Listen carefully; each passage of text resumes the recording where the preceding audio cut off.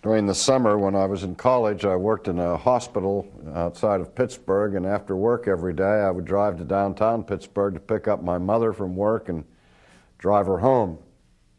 And traffic was always congested leaving the city, going across the bridge, and we'd go across the Liberty Bridge and enter into these tunnels that went under Mount Washington called the Liberty Tubes, narrow 2-lane tunnels. You go through the tunnels, and after you come out of the tunnels, the thing widens into 6 lanes for a right turn lane to go straight and also to turn left. And if you came out of the tunnel in the left lane of the tunnel, you had to turn left, and if you came out of the tunnel in the right lane of the tunnel, you could not turn left. You were not allowed to get into the left turn lanes. Well, for some reason, this particular day, I got stuck in the right-hand lane in the tunnel, came through the tunnel, got to the other end, and I saw that the light was green about 100 yards up in front of me, so I darted into the left lane where I wasn't supposed to go, and just as I got to the light, it turned red, and I had to stop. And I looked in my rearview mirror, and there was a policeman who was standing at the edge of the tunnel. He was a motorcycle cop, and he was overweight, and he saw me make this darting move into the left lane, and he started running towards my car, and I could see him. And I could see his face getting redder and redder and the steam coming out of his ears. And he came up to my car and took his fist and pounded it on my roof of my car. And I opened the window and he said, "What do you think that you're doing?" He was enraged. And the first verse that came into my mind was, "A soft answer turneth away wrath." So I came up with the softest, gentlest reply I could ever do. And I said, "I'm very sorry, your officer. I should not have done what I did." And he was not prepared for that. He just started sputtering. And finally, he looked at me in disgust and he said, "Oh, all right, just don't do it again." And he turned around and walked away. And I thank God for the wisdom of the scriptures that allowed me to escape the policeman's wrath. Well, we all experience the consequences and the effects of human anger.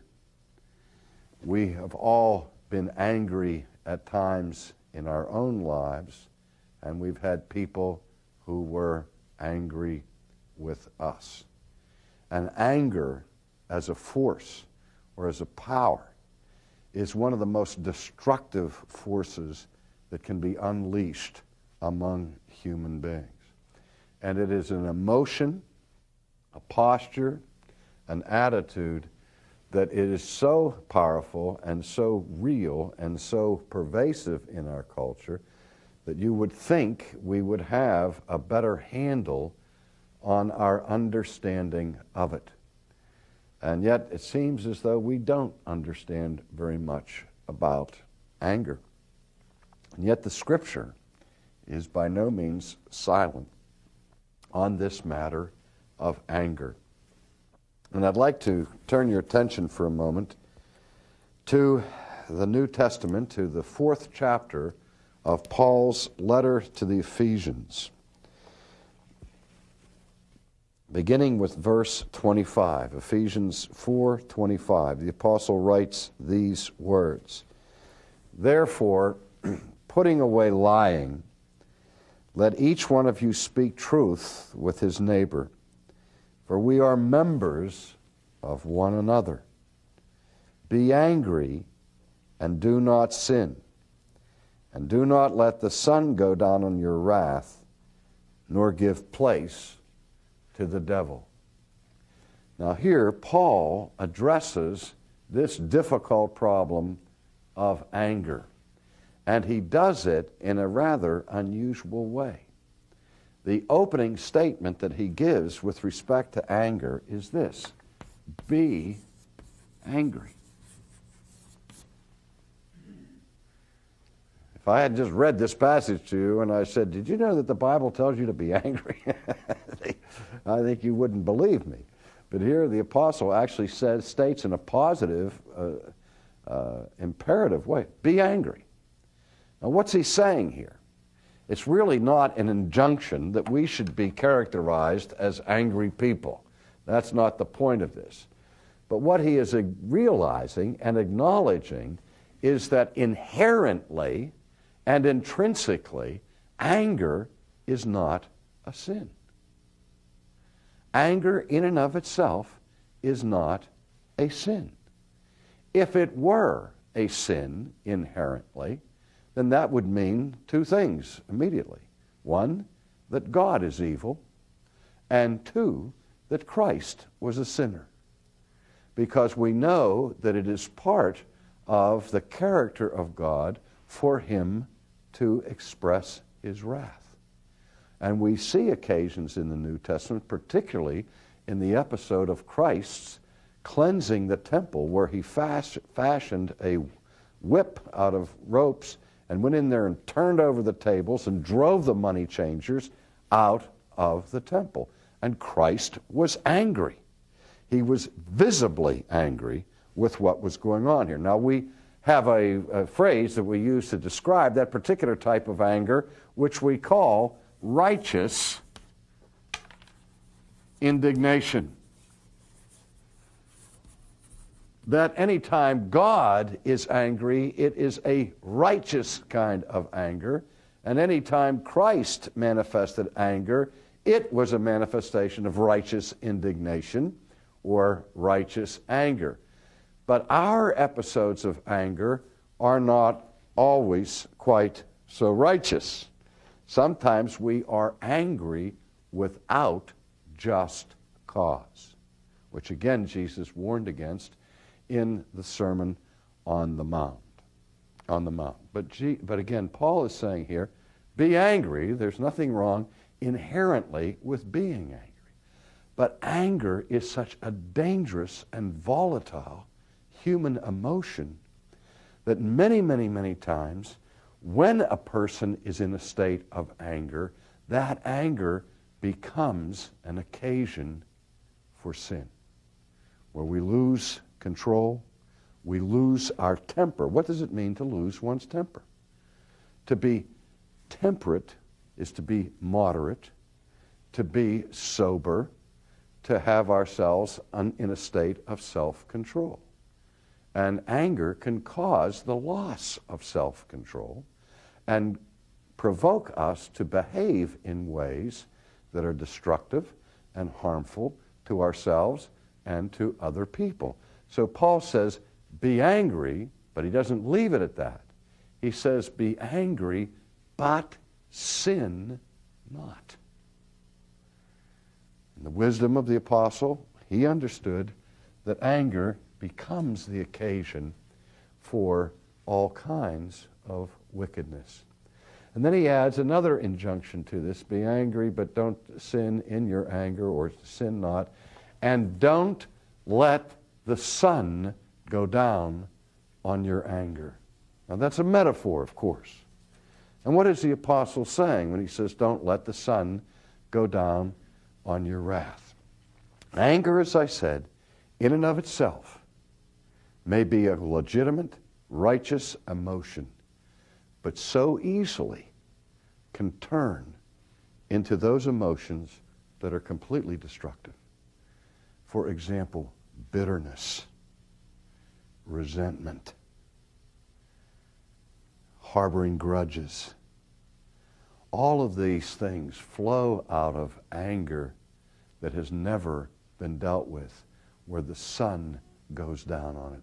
The sun sets on that anger, and we carry over the anger to the next day and to the next week, or perhaps our entire lives. Many of us walk through this world filled to the brim with anger that's never really been dealt with. You've heard of people who are guys who say the angry young man, or people that seem to be explosive in their temperament, that walking through their lives is like walking through a minefield. You're afraid to step without looking where you step. You have to walk on eggshells around them because they're so explosive. They're so temperamental. There's so much anger in them. So they never dealt with the anger in the first place. The sun set on that anger, and that anger then began to eat away at their insides to become bitterness and resentment, and producing an attitude of grudge and hostility.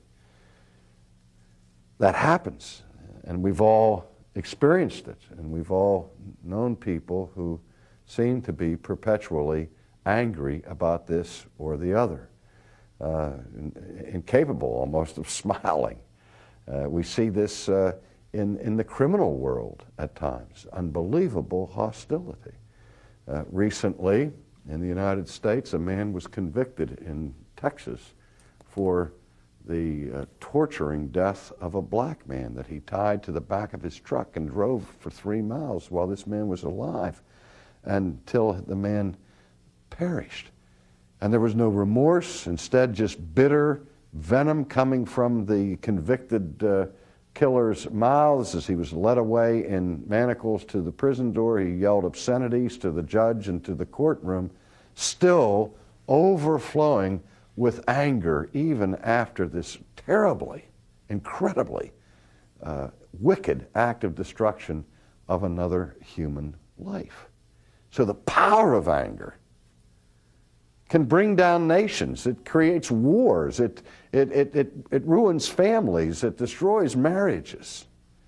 And so it's very important for the Christian to understand the nature of anger and how to deal with anger. And one of the principal things is not to allow the sun to go down on your anger. My wife and I have been married now almost 40 years, and I would like to be able to say to the world that we've never had a word of disagreement between us in that time, but that would be a lie. Two people, I don't care who they are, cannot live together in a married state for a long time without having disagreements and without provoking one another to anger. In fact, there's nobody in this world that can make me more angry than my wife. Why? Because there's nobody who means more to me in this world than she does, and no one who knows me better than she does, and she knows how to turn my switches anytime she wants to. But she has no fear of my anger, because if I'm angry, she can laugh at me because she knows I can't sustain it. I know how many times I've gone to bed at night and say, I am going to stay angry, and I'm not going to get over this, and I'm going to make her pay, and all of that. And then I hear, don't let the sun go down on your wrath. And I say, well, I can't do that, and so on. And so this is a thing that we all have to deal with, I'm sure. But again, the heart of it, I think, is understanding the nature of anger in the first place. And we all need to ask ourselves from time to time, what makes you angry? Certain things that might anger me wouldn't bother you at all. And things that bother you would make me mad. Or wouldn't make me mad. I mean, it's just the way it is. We're just built different, and we have different reasons for responding the way we do to certain things. Well, there are basic elements to anger that have been isolated, and I would say the three most common causes for anger, and though I'm distinguishing among three, and in one sense they're all variations of the same theme. The first one is what I'm going to call disappointment. Disappointment. How do you handle disappointment? This is one of the most difficult things for children to learn how to deal with, is disappointment. Mom, can I stay over at Blake's house tonight? No, son, we have things on in the morning and it's not going to be. Why can't I? And all of a sudden, there's all this anger and all this rage coming out of the kid because he wanted to do something, he had plans to do something, he had hopes to be able to do something, and these hopes had now become an expectation, and the expectation was not realized. And the result was anger and disappointment, and creates and provokes anger. And here's the axiom: people disappoint people. We are not able to completely fulfill all of the expectations that people have from us. And if we fail to meet their expectations, if we let them down. Isn't that a strange phrase, let them down? We use that vertical quantitative measurement to talk about various levels of the Spirit. When we are unhappy, we are said to be low. And when we're happy and exalted, we're said to be high. All right? So here we are, happy as clams, and all of a sudden somebody lets us down. Somebody fails to meet our expectations. And when that happens, we had expected one thing, we got something else in its place, we're disappointed, and that disappointment now is expressed in terms of anger. Now, closely related to disappointment is its twin, which I call frustration. Now, frustration is really disappointment repeated, where your hopes are not realized repeatedly. It's one thing to hope for something, have it not come to pass. You're a little bit disappointed, but you're not angry yet. Then the same thing happens the next day, or the next day, and the day after that, and pretty soon you're frustrated. You want to see how that works? Watch an infant. Get him one of these play school benches, where they have a little workbench you give to the child, the toddler, and they'll have round holes and square holes, rectangular holes, and triangular holes, and the child has a little wooden mallet, and he has these little blocks that are round and square, cylindrical, and all the rest. And the name of the game is what? To put the square peg in the square hole, the round peg in the round hole. Now, I've sat and watched little infants playing these games for long periods of time and be absolutely amazed at their patience initially, where you see the little child pick up the square peg and try to pound it in a round hole. And he hits it once, it doesn't go. He doesn't give up. He'll hit it again, and you watch him, you see, but you know what's going to happen. You know what's going to happen. And in a few moments, he keeps doing that. Pretty soon, he starts wailing. He throws the mallet, kicks the bench, scatters the blocks. Why? Because he's frustrated. He failed to achieve his goal. Now, hockey is a sport that is different from other sports. Some fans say that they went to a prize fight, and in the middle of it, a hockey game broke out. Because hockey's more about fighting than any other sport.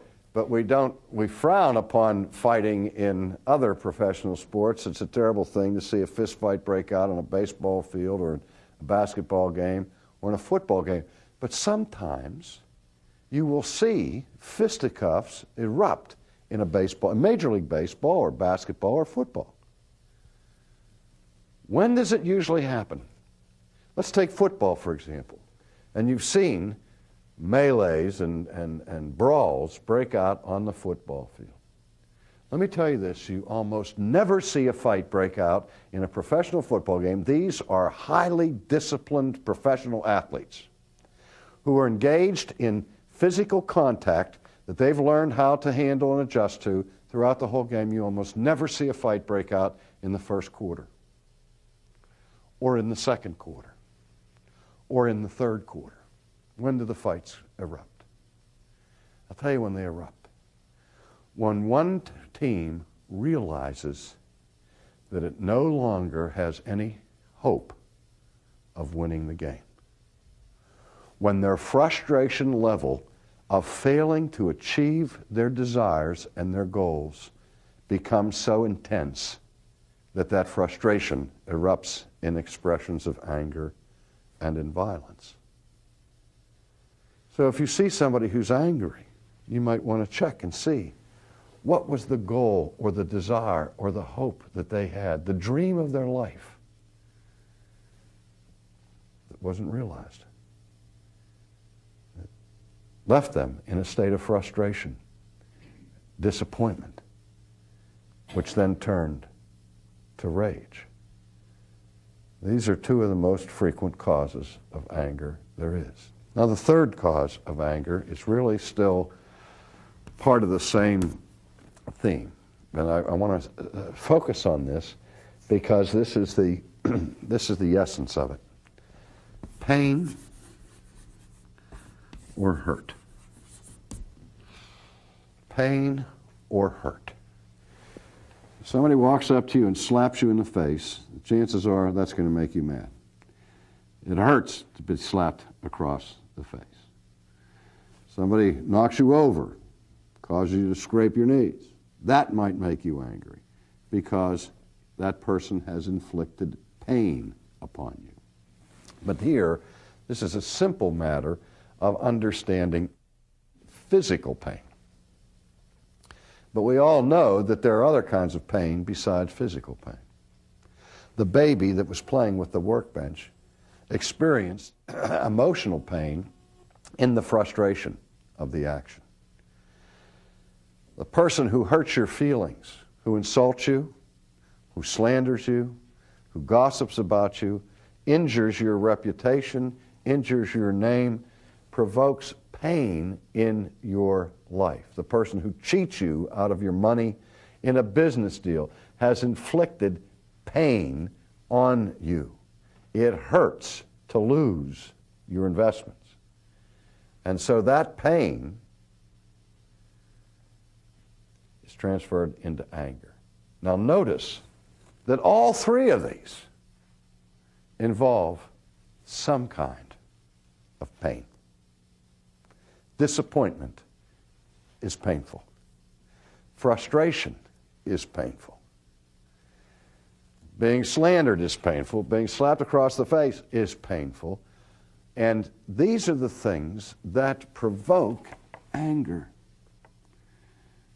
Jesus was angry at what he saw happen to his Father's house because it pained Jesus to see his Father's house, which was to be a house of prayer, turned into a house of merchandise.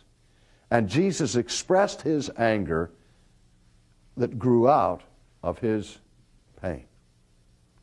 I can't think of any kind of anger that isn't rooted in some kind of pain. Now, why is that important to understand that? Well, in understanding my own anger, and certainly in understanding somebody else's anger, particularly if they're angry at me, it goes a long way if we can discipline ourselves to look past the anger to the pain. If somebody comes up to you and says to you, "I am really mad at you," what's your normal reaction? You're going to be defensive. You're not going to be sympathetic. You're going to be uncomfortable. Or if somebody comes up to you and says, "I'm really hurt." Well, why are you hurt? Well, because of something you said to me the other day. I mean, how are you going to respond to that? If I realize that I have hurt somebody, my basic human response to that is to want to bring healing, is to want to bring soothing salve to get rid of their pain. I don't want to hurt people. Do you? I don't want to inflict pain on other human beings. And so if somebody comes to me and says to me, "I'm really hurting," I say, "Why?" "Well, it's because of something you said." Woo. Then I, all of a sudden, start getting mad at myself instead of that person. But if a person comes on to me in rage, I don't want to hear it. And if they become abusive, I don't want to listen to them. Because now they're inflicting pain on me and I don't understand it. And anger and angry responses provoke angry responses until that anger begins to escalate and a war starts. Where if we can just get past the anger or look behind the anger, look underneath the anger to see where the pain is, because it's always there. It is always there. And a person may feel pain in an unjustifiable way. As I said, people have unrealistic expectations. Somebody might come up to me and say, I'm mad at you. Why are you mad at me? Well, because I called your office and wanted to play golf with you, and your secretary said you were too busy, and I'm really ticked about that. I say, well, I'm sorry. I don't want to offend you, but whatever gave you the idea that you could just call my office and have my secretary schedule a golf game with you? You maybe wanted that, and you expected your desire to be fulfilled, but you had no right to have that expectation. And so sometimes we create our own pain and we create our own anger by illegitimate expectations. But still, it's important for us to understand it so that we can understand our own anger and understand the other person's anger. They had an expectation. Maybe it was a legitimate expectation, and I failed to meet their expectation, and the weight of responsibility is on my head. We actually do offend people. And there's a distinction between giving offense and taking offense. Sometimes we take offense when no offense has been made. And people will take offense at us when we have done nothing to offend. That's also part of human nature. But when a person is offended, they are hurt. And often the response to the pain is anger. We need to understand that. We also understand the way anger works in relationships, in families, in homes, the office.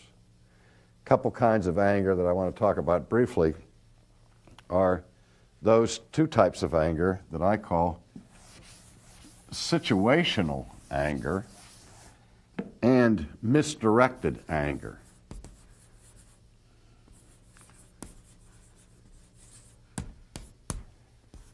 And these also are closely related. Let's see how they're related. Let's take misdirected anger. A guy comes home from the office. He's had a bad day. His boss chewed him out. He lost an account. And he dented his car on the way home. And he walks into the house and he says to his wife, honey, I've really had a bad day, darling, and I hope you'll help me get over it. That's not usually the way it works. Rather, he comes in, kicks the dog, starts yelling at his wife, and creates havoc in the household because he's had this buildup of frustration and anger all day, and so now he can't afford to let it out to his boss or to his employees at work, so he stores it up and brings it home and pours it on his dog, on his kids, or on his wife. That happens every day in America. The misdirected anger, or its close relative, what I call situational anger, where we blame people for things that are not caused by people, but by accidents or something. You walk into the house and you're standing there and the curtain falls down from the wall and drops in the dirt and gets ruined because the dog ran through or something. And so you start yelling at each other about this curtains being ruined when neither one of you was at fault. It was the situation that was difficult for everybody involved.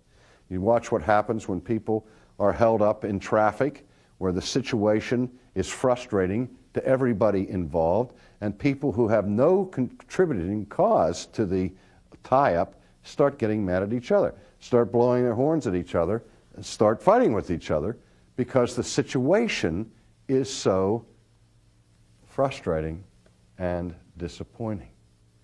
And so we need to be alert to that, to note situational anger when it comes up, and to make sure that when we are angry, that it's directed in the right place, and that it's controlled with the right moderation. There are different ways that the Bible says that we ought to deal with anger and ways not to deal with anger. We've looked at some of them. But also we are told not to be people who are known for having a short fuse, that we are to be people who have the gift and the fruit of the Spirit, one of which is self-control, where we discipline ourselves not to react in rage every time we're disappointed or injured or wounded or hurt. And yet at the same time, the danger of that is that when we learn to discipline our anger, we then become people who are terrified to express anger at all, and then we begin to repress it and store it up and end up in exploding. And this happens all the time, where you see of somebody overreacting to a situation. Why is that the case? Because there's been a pent-up history that all of a sudden the straw that breaks the camel's back falls, and that stored up anger comes bursting forth. And we need to be careful about ourselves. I remember my wife and I have been married for 10 years, and we were having an argument one day in our kitchen in Boston, and I had a glass of Diet Coke in my hand. And in the midst of our argument, I took that glass and I threw it against the wall, shattered the glass in a million pieces. And my wife started to laugh. I said, "What are you laughing at?" She says, "At last." I said, "What do you mean at last?" She said, "Before I was a Christian, I was known as a hothead. I was in fights all the time, and I was always getting mad. And the first thing I was convicted of when I became a Christian was that volatile temper. And I said, I can't be like that. And so I tried to live a life without ever expressing anger." And she says, "You've been 10 years. She says, "I can never see you get mad like that." She said, "And you finally did." She says, "And I'm so glad." And it was healthy. I mean, not that I'm recommending that you throw glasses at the wall and break them in your house. I'm just saying there can be a dangerous pattern of storing up anger and never dealing with it, because it's going to come out. And it's going to come out usually in a destructive way. And so if we are to be people who deal with this difficult problem of anger, we need the wisdom of God, and we need the wisdom and the patience to look for the pain.